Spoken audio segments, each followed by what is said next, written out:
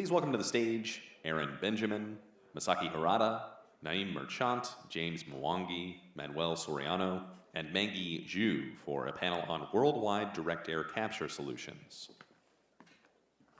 Good afternoon, everybody. Welcome back from lunch. I hope you enjoyed the last presentation on the carbon removal challenge.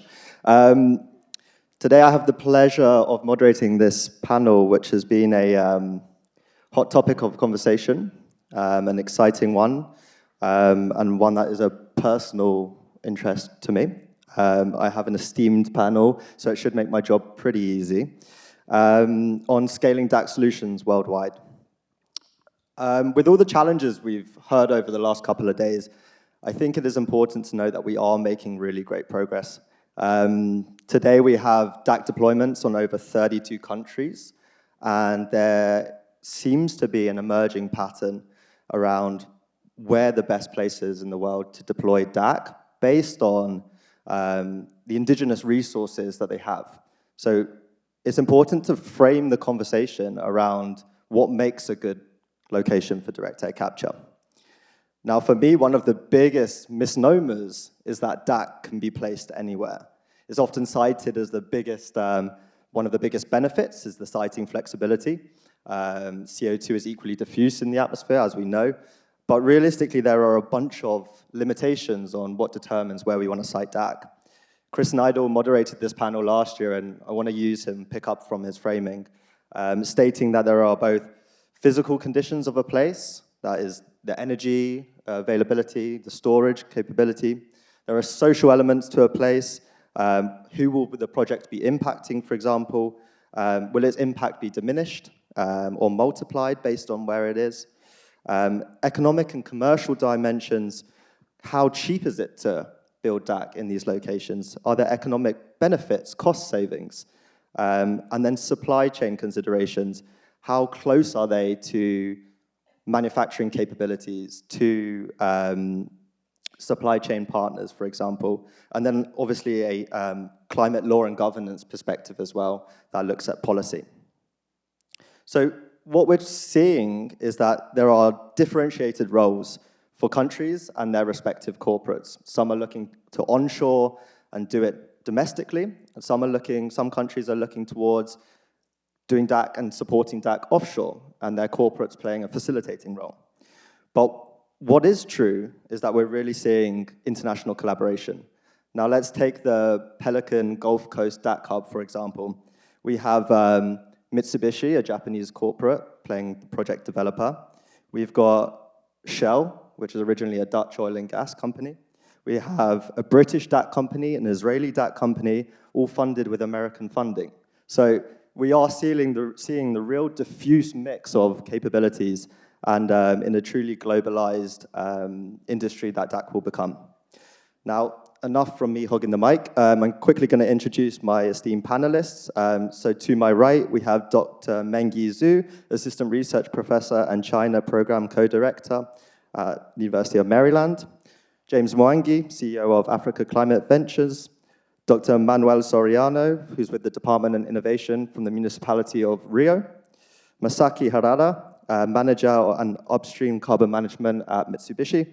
And then on my far right, Naeem Merchant, Executive Director of Carbon Removal Canada. So we are spread across 5 countries, which is grand, 3 continents. And my opening question to the whole panelists is, with the US wobbling, is this an opportunity for someone to step in and fill that gap and really take the charge with DAC deployment and creative policies around attracting companies to that country? I think I'm going to ask for Naeem's being the closest neighbor to the US and probably the most complete DAC environment, whether you see this as a chance to pull back some of that business. I mean, yeah, thank you for this opportunity, by the way. And we absolutely at Carbon Removal Canada see this as a window of opportunity for Canada to basically pick up the baton on direct air capture. And we sent that message loud and clear a couple of weeks ago at Carbon Removal Day in Ottawa. We had a group similar in size to this, talking about the potential for carbon removal in Canada, in particular with direct air capture in Western Canada. And when you think about what Canada has to offer for direct air capture. We think we're well positioned across many elements of that framework that you just walked through, from the government wanting to create a market signal for direct air capture. So for example, the Canadian government started a $10 million procurement program, so smaller than, but similar to the purchase price here in the United States. They're going to be developing a DAC protocol, they've almost finished it, which will essentially give DAC projects a government stamp of approval if they're selling to voluntary and compliance markets. There's the investment tax credit, which is 60% of the capex of any DAC facility, and if you build in Alberta, they'll add another 12.5% there, so you've got 3/4 of the capex of any DAC project covered. And then you have, a significant amount of experience with CCS and the regulations attached to that. So you have the technical expertise and the regulations for storage of CO2. And finally, all of that is kind of wrapped up within a Canadian carbon management strategy and a commitment from the government that we advocated for to create a North Star for carbon removal. So the Canadian government is committed to stakeholder consultations around what is the economic development potential for carbon removal in Canada, as well as the climate potential towards our 2035 climate goals. So all of these policies are then going to be able to fit into a North Star for carbon removal more broadly, which gives us then a degree of policy certainty for at least the next 10 years. So I think it's really important for us to think about alternative destinations, frankly, for direct air capture. If we're seeing a vacuum form in the United States, to your northern neighbor, who has a lot of the same kind of supportive policies, as well as the technical skills, the geologic subsurface that's relevant to DAC, all of those in place, and just an hour and a half flight away from here. So, yeah, great. Thanks for the comments. Just to push back a little bit, do you see a kind of regional tug of war around DAC between the US and Canada? A regional tug of war between? I hope so. I think that would be a good outcome. If we're fighting over where's the best place to do DAC, I'd rather be doing that than fighting over tariffs. So absolutely, I think if that happens, I think that's a positive for the DAC industry. Yeah, competitive is, having a competitive nature around emerging technology always seems to come out on tops. James, I'm going to pass it over to you, as Kenya has firmly planted its flag in the ground over the last couple of years around establishing itself as an unbelievable place to do direct air capture. But something that we feel perhaps is missing is that there isn't that complete support policy package that Canada can put forward, that the US can put forward. So in these circumstances, what can Kenya do to draw DAC companies to Kenya? Yeah, it's an interesting question, right? Kenya is not a rich country. It's a developing country. And so on the one hand, there's a lot of things that you then, what can you do? But let's first start with what you have. And what you have is an abundance, really a superabundance of untapped renewable energy. So avoiding the 3 steps forward, 2 steps back dynamic of doing DAC in a place with a fossil fuel heavy grid. You have ideal geological conditions for mineralization. You have a workforce that is actually well-positioned. You've got companies like Octavia and others that are tapping into a workforce that has the right kinds of skills and so on at a very different price point that prevails in a global North economy. And you have a country whose entire self-image is around being environmental stewards and climate leading-edge players. So a lot of things going for it, and actually a real excitement. You've got members of parliament talking about carbon removal as an area of potential growth for the country, an area of potential competitiveness for the country. Now the challenge is, well, how do you bring that to the fore in a context where you're competing with large amounts of subsidy, other kinds of levers? And I think what Kenya is trying to do is at least get out of the way from a policy perspective. So have a relatively clear and transparent carbon framework. That's a journey, but at least the question you're getting from the legislature, from regulators is, what does the industry need? And there's a tug of war in getting that done.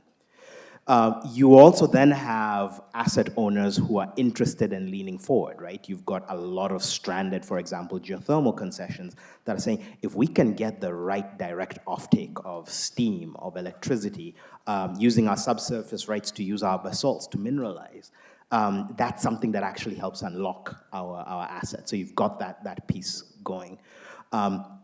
And then finally, you then have a commitment to some degree of speed in reviewing new novel ideas and approaches. So companies like Sella, for example, that are experimenting with supercritical injection of CO2, a country that's familiar with geothermal processes and willing to actually lean into trying to do this stuff relatively quickly has a little bit of an edge. That said, at the end of the day, the critical challenge is you're up against centuries of narratives that say no matter what it is you're trying to do, it's always going to be riskier, harder, slower, worse in Africa than elsewhere. I would argue anyone who's worried about political risk in Kenya, chances are DAC players in Kenya have been exposed to way less political risk than DAC players in certain other countries that I'll leave nameless for now. So there is something there around, okay, how do you get at the end of the day, these types of incentives are catalytic to set the ball rolling. We believe the underlying fundamental competitiveness drivers and partners like Tencent are recognizing this, will last a longer time and actually argue for locations like Kenya being the long-term destination of the industry. And the only question is how many of the early industry players would prefer to bet on temporary subsidies versus really going straight to underlying fundamentals. Yeah, I think the Tencent announcement is a particularly interesting one. They've seen a gap in that not a lot of people are funding early stage climate first of a kind plants. They've seen a location in Kenya which really requires the funding to get it going to prove that it can capitalize on all the things that you just mentioned. And it's this form of regional cooperation between non-state actors and building a narrative in Kenya. So maybe, Mengye, I can bring you in on this. Is the Tencent announcement indicative of the role that China wants to play? Yeah, thank you, Aaron, for the question. I think I just heard what Dr. Huang from Tencent announcement.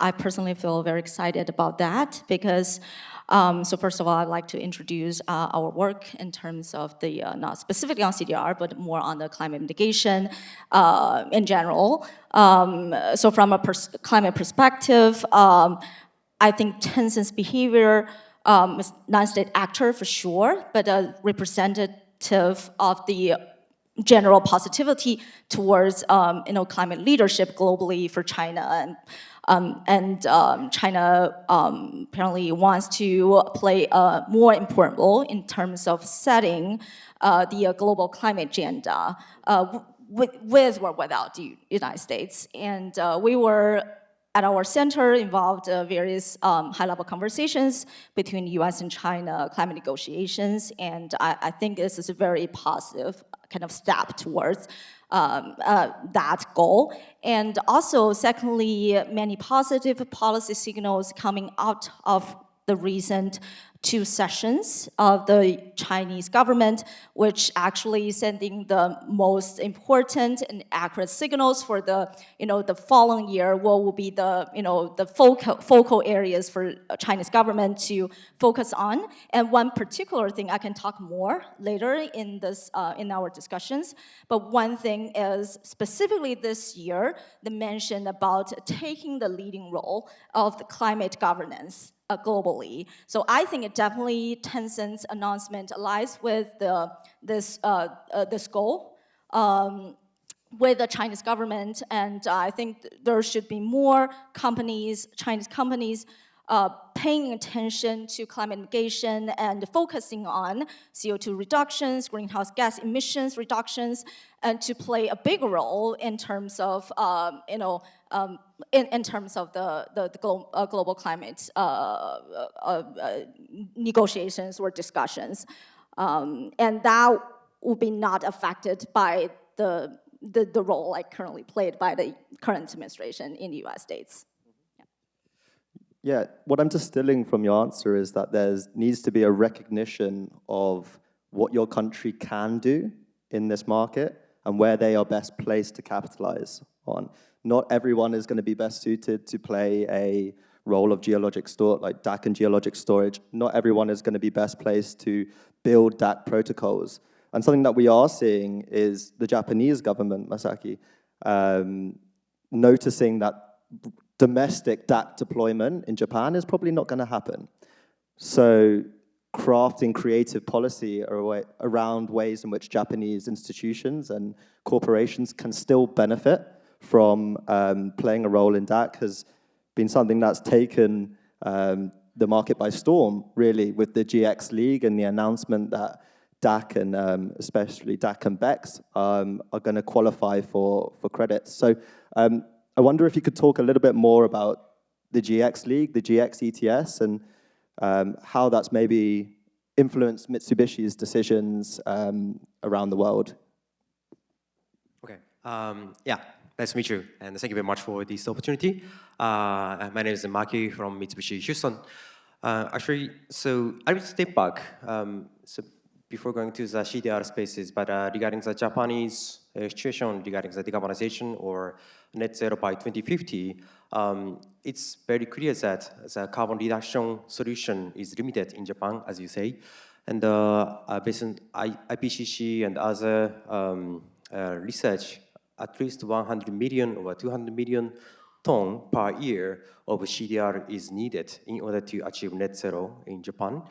And in order to do that, as you say, the data capture deployment in Japan is difficult, and so we may need to import such kind of carbon credit from overseas in the future. And what we are now doing, what Japanese government is now doing is as you say, it says ETS, emission trading system, and this is a pilot stage, or we call it like a phase 1. By 2025, there's a pilot stage ETS, and as of now, J credit or JCM, and also overseas carbon credit, CDR credit, like a DAX and BEX, is eligible carbon credit for ETS if certain condition fulfilled. So certain condition is, for example, Japanese companies' participation as the equity investor, or Japanese technology is used in that project. If so, we can unlock the Japanese ETS market. But again, this is a transition. By 2025, this is a pilot on voluntary ETS. But after 2026, it will shift to compliance market. And so there's additional challenges we have to solve. But fundamentally, what we think important is we and Japanese people and Japanese government should think that data capture support is not only for the decarbonization, but also we have to grow Japanese industry's leadership and the competitiveness in the world, and how to connect the dot of that such kind of strengths in industry and the decarbonization. This is a key, I think. And so because of that, what we do in this data capture market is there's a lot of potential synergy or opportunity of Japanese technology company can make a contribution to the DAC value chain. For example, regarding the airflow, solvent, monolysis, compressor purification, and others, there's a lot of things. And there's a very great technology company in Japan. And so we gather such kind of Japanese technology companies and what kind of solution is eligible or profitable and contributed to the DAC industry we are discussing. And Mitsubishi Corporation has this, as you say, thank you very much, Pelican DAC Hub project together with Shell. And we have a real project. And so because of the real project, we can test what solution is good or not. And in the future, if we can include such kind of Japanese technology to the project, we believe that we can secure additional support from Japanese government. Yep. Yeah, one of the really interesting things about the GX League is that it encourages cooperation amongst typical competitors within the league to go in on projects together to share the learnings, which is pretty progressive, I must say, and something that will serve to benefit not just one or two Japanese institutions, but a whole host of them. So that's been really encouraging to see in terms of domestic cooperation, which leads me nicely onto a point around regional cooperation. In Europe, we see emerging regulations around shared transport and storage networks with the 10E regulation across Belgium and Belgium and the Netherlands, and then into the port of Rotterdam. I'd like to ask the panel, how can we envision different forms of regional cooperation? What does that look like to you guys? Perhaps you are from a Brazilian perspective as well, who's emerging as a country where there are early stages of deployments happening with DACMA, a German DAC company, and PUCRS, Ponte Catholic University.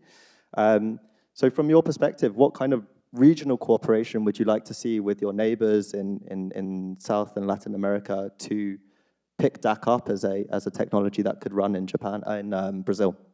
For sure. Thanks for that question. Hello, everybody. Good afternoon. Brazil, in my opinion, is a low-hanging fruit for you. Like, we have a lot of opportunities. We are starting this process. We have a lot of tech. We have the cleaner energy in the world, so it's a place to go, for sure. Like, at DAC, we are starting nowadays. Eric Frankenhausen that invited me here to come here, and I was with him in a university in Brazil, and I showed him a DAC project, but only a small project, pilot. And they were doing DAC adsorption with chitosan. And chitosan is something that nobody does, but Brazil has a lot. It's from crustaceans. And for them, it was like pretty easy to think about that. So like, I think each country will see like something that's very low-hanging fruit to them to use it. And so the experience of all road will be necessary to us to find the best way to do it. And chitosan, for instance, is something that you have like all resources you need in the road because it's impossible to finish it. Saying that, we also have like looking into capture. We have like a lot of experience. Our major oil company, Petrobras, is responsible for 25% of all road CCUS. They reinject the gas on the old oil wheels. Talking about incentives right now. Brazil is doing the regulated market right now. So I think in 2-3 years, the ETS system will be well implemented. And talking about Rio de Janeiro, my city, the best city in the world, for instance,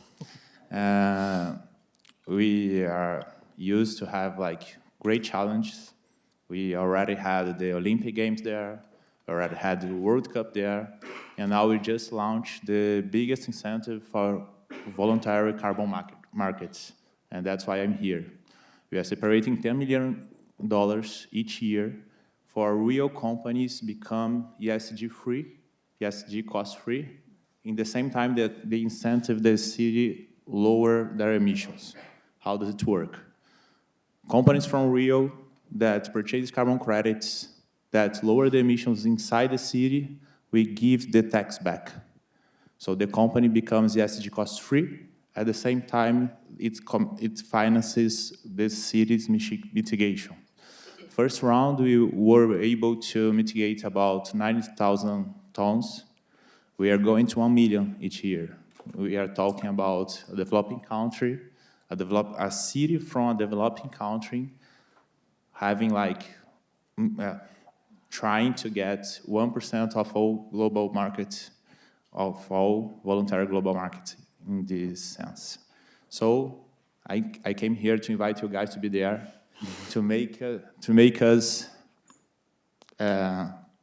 be like very successful in this measure. Thank you. Thanks, Manoel. And just wanted to pick up at the point around regional cooperation, especially in new regions for DAC, of which Kenya is very much still a new region, yet one of its main assets, the Great Rift Valley, does spread up towards Ethiopia, if I'm not wrong. Do you envision a kind of East African united front around DAC? Can you see different forms of regional cooperations around the different East African countries? Or is this something that Kenya's just going to trailblaze by itself? Well, I was in Tokyo a week and a half ago for the Tokyo Marathon, and the runners ran really fast. The Ethiopians won this year and beat the Kenyans. They didn't sit down and have a regional cooperation discussion. They just each went at it as fast as they could. And I do think, Naeem, to your point, we do want a tug of war and a competitive battle around where you can do this best. And I think one of the best things we can do at this stage is really establish the idea that multiple countries, multiple markets, multiple companies are trying to be the very best in the world at achieving negative emissions. And that will trigger cooperation on some things, but this is an industry where actually a lot of this is really down to real international competition in hopefully a friendly shared endeavor. There's a different component about where capital comes from, where offtake comes from. That's a different calculation. But part of how we're thinking about when I go to Addis to pitch this, I'm saying, hey, Kenya is off to the races. If you guys want to keep up, you're going to need to really get going. Yeah, very much off to the races is the right word. Just the speed of growth of not just DAC companies in Kenya, but CDR broadly as an industry is quite incredible. There seems to be a new biochar initiative popping up every week. It's quite insane. But if anyone hasn't checked out recent news, Project Jacaranda, a collaboration between a Belgium DAC company, Soriano Technologies, and Seller, which is Nairobi-based, but also split between their headquarters in New York, who do the mineralization. That was the fastest deployed DAC pilot that the world has seen. So, off to the races is very well put. Naeem, I just want to pull you in on this regarding the complete package that Canada is really putting together. And from what you've seen, was there one particular file or push that really kind of turned the tide on convincing the government or convincing actors to come to Canada? If you were to give some advice to a nation looking to get into DAC and start to developing policy around DAC, what would be your kind of sequencing of policies to look for? Yeah, it's a good point. In Canada, there really wasn't, strategic sequencing, right? It like many things in policy, it kind of came together in a patchwork manner, and now we're trying to all kind of fit it together in a way that makes sense. And we've seen some progress around that, and I think we've been able to help the government in kind of figuring out how all of these different pieces fit together. But if I were kind of thinking about what's needed as a country that's looking to kind of build policies to support DAC or carbon removal more broadly, I think I'd come back to something that was mentioned earlier, which is really just trying to understand very clearly what competitive and strategic advantages your country has, and then what does that mean for how it can contribute to the carbon removal or direct air capture sector in particular. And downstream from that, you can establish your policy incentives. You can think about supply chain integrations. The talent pool is part of the kind of inputs here, but it's also then where do you want to continue to invest? So all of those things kind of come downstream from just understanding, is it untapped energy resources in Kenya? Is it, a number of different kind of, advanced manufacturing in Japan? Whatever the case is, understanding very clearly, like if we were to do this from scratch, it would be just trying to really get a good sense of what are the 2-3 kind of key strategic advantages that our country has, and then how do we really capitalize on that through targeted policies that make sense. And so in Canada, we're kind of working backwards a little bit because it didn't start out that way. But if I were to try to sequence it, I think just getting a good sense of giving yourself like a North Star, like where do we want to be the best in the world at? And then work from there. And can I just push you a little further on with CRC, Carbon Removal Canada? What are you now pushing for in terms of future DAC policy? Well, right now we're focused on the potential that exists in Western Canada very specifically. So, we've had a lot of success driving a policy agenda at the federal level over the last couple of years. And as many of you know in this room, we have an election coming up this year. And so we anticipated that there's going to be some disruption that always comes from elections and the outcomes of those elections at a federal level. And we're seeing just really low-hanging fruit in Alberta in terms of the deployment of direct air capture. So we've hired, and this individual will be starting in a couple of weeks, a director of Western Canada who's going to be driving a policy agenda for Western Canada so that we can get more direct air capture and other forms of carbon removal built in Alberta. Because I think it has a lot of the ingredients to get direct air capture off to the races kind of faster than other places in the country. And we want to further accelerate that. We see a window of opportunity for Canada to lead in direct air capture, but specifically in the Western Canada geography, BC, Alberta, Saskatchewan. And so we'll have someone there committed to helping companies get projects off the ground and shaping policies that are going to be supportive of that. Great, thanks. Thanks, Naeem. I just want to pick up on one of those points around a country's unique value proposition. And something that China has been incredible at over the last 60 years is large-scale manufacturing. Mengye, from your perspective, do you think China's waiting in the wings to see what technology comes up trumps and then coming in as a supply chain manufacturing hub to be able to deploy these units or play that role of a manufacturing powerhouse? Do you think that's a role that they can play?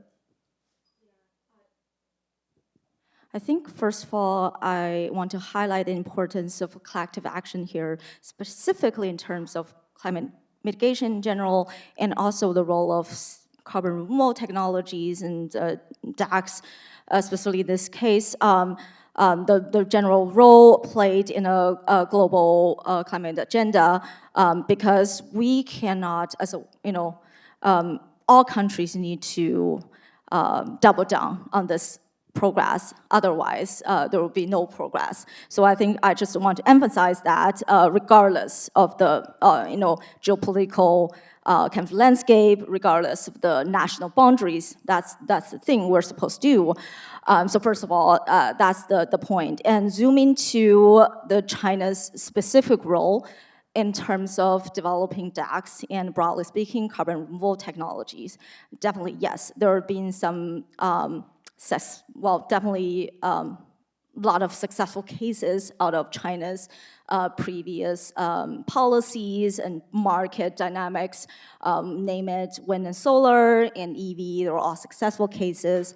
In terms of CDR, first of all, I want to say, even though, last year we actually conducted a research on comparing US and China CDR-related policies, and based on that research, we found that at the beginning, China already put CDR-related contents into policies on climate. It was starting from 2007 when China was into the global climate agenda. And but as an industry, as for example, industrial policies were actually not that long ago. So most of the current trend and policies coming out of basically from 2021, that's the year when China announced these 2030 and 2060 climate targets, as well as the beginning of the 15th five-year plan. So CDRs has been into the policy attention as an industry since 4 years ago. And since then, there were a lot of definitely much accelerated progresses and actions from both government and industry to promote CDR. That's kind of a trend we see. And I just mentioned there were also very positive government policy signals out of this year as well. So in this case, the Chinese government is really determined to respond to the climate challenge. And CDR is definitely one of the most critical technologies that the Chinese government and the industries around wants to promote. So that's the first thing. And secondly, compared to the US, let's just say, compared to the US, the policy framework now is kind of like different. So different from, so two sides, like one different from the, like, because the US been promoting CDR from a long time ago with 45Q, with a lot of like subsidies or tax credits. But China, on that front, right now, we do not see a lot of subsidies, actually. There are some financial incentives. For example, last year, in general, Chinese government would provide 20% of the investment to CDR projects, built with a cap of 10 million RMB, which is like around like $1.5 million, which is not large compared to the US. So that's kind of the thing. Compared to the other in other green industries like wind and solar previously, where they used to have subsidies for those, still CDR is not in that place yet. So that's the other thing. And the third thing I want to highlight is regardless of the policies, I want to highlight the role of state-owned enterprises in terms of CDR development in this sense, because we see there are like major players are producers of carbon emissions, like oil and gas, power, fossil fuel, coal power companies, as well as steel companies who are actively investing in this area, and with a business model to collaborate with private sectors and universities to advance the technology advancements. So that's something we can keep an eye on. So and see, it's a bit different from the previous pattern we see in other technologies, but there may be some new patterns that we can see for those. Yeah, just to put some real-world color on that, I think Shanghai Jiaotong University and China Energy Engineering Corporation, which is a state-owned energy company, are collaborating on a DAC project called Carbon Box. So that's one to keep an eye out there for sure. One thing that I've noticed and picked up on, and you see it a lot in Canada, yes, Great Carbon Valley in Kenya, Mitsubishi, is there seems to be this recipe of having a fast-moving project developer that is willing to take on the early stage risk of absorbing a bunch of different technologies, but let's just say DAC for the purposes of this panel. There seems to be a real benefit of having this early mover. And I wonder maybe Naeem and James, you can talk to the benefits of having Deep Sky and Great Carbon Valley respectively taking on that risk with private capital, so that governments can perhaps see that the proof is in the pudding once those projects have been built on an accelerated timeline. Yeah, I mean, we're very lucky to have Deep Sky, in Canada, and I think they're setting an impressive pace, and I think it does contribute to creating more certainty for other actors in Canada to follow suit. Whether that's the government following on with more policy incentives, whether that's existing kind of corporations getting involved in the space, they're watching to see what Deep Sky can do. And so what their progress is actually going to have a multiplying effect on the industry, which is really exciting. But Deep Sky's work also just epitomizes the general culture around this in Canada.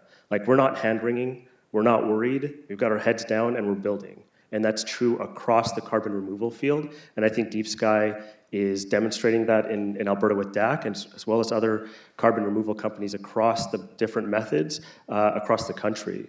So because of the policy certainty that exists, and because of the kind of first mover innovators that we're seeing like Deep Sky and others, I think that bodes well for kind of creating that ecosystem that is dynamic and growing quickly, and we hope that's going to be able to pay off based on kind of the experience that Deep Sky has over the next few years. We're trying to learn a lot from the Deep Sky experience, actually, and also change a very particular thing about what it means to deploy technologies in the global south, where very often the quote-unquote receiving countries are kind of passive. You have folks who've identified an opportunity are coming in and so on. What Great Carbon Valley in particular is trying to do is be proactively reaching out to industry leaders, the Climeworkses of the world, and say, we feel like we have a solution to a challenge you may have, and also getting local actors sophisticated enough in their understanding of new technologies such that that first wave of conversations is a lot easier than people expect. It turns out that actually a relatively modest amount of capital goes a long way towards eliminating that first wave of risk perception. There's still a lot of hard work that then needs to be done, not least in attracting proper project finance for projects that do decide to come.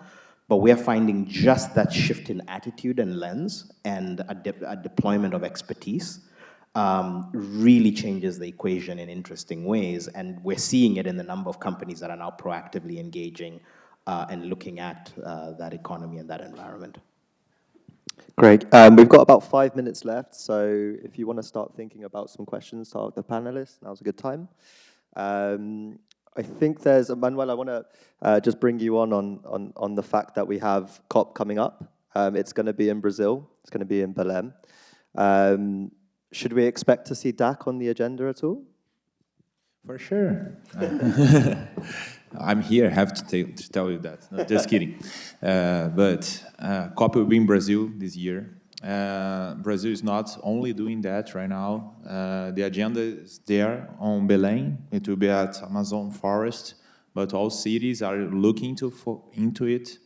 Like our program in Rio is like moving forward, looking to COP as well. DAC, I think DAC will take an important, like the big challenge about DAC right nowadays is the cost. And I think DAC will, each time that the TAC will like get better and the cost will dropping, we'll have like more space to do that. Like if DAC was working like very fine nowadays, it would be a solution for Brazil, as for instance, like nowadays Petrobras is looking if it will or not explore the equatorial margin to take oil, like Guyana is doing. But they are not doing that because of environmental issues. But if DAC works perfectly, they could extract the oil and absorb. So it can be a solution for the world. So each time DAC will be like more discussed. Nowadays, for Brazil, we are looking to every technology, and we are open for business. Like I said to you guys, I have, for a small city in a developing world, I have $10 million to voluntary carbon market. Please go there, make the solutions for us. Brazil is open for business, guys. Does anyone have any questions from the audience? I think we've got a revolving mic with Deandra. Yeah, hey. We've got one in the center here.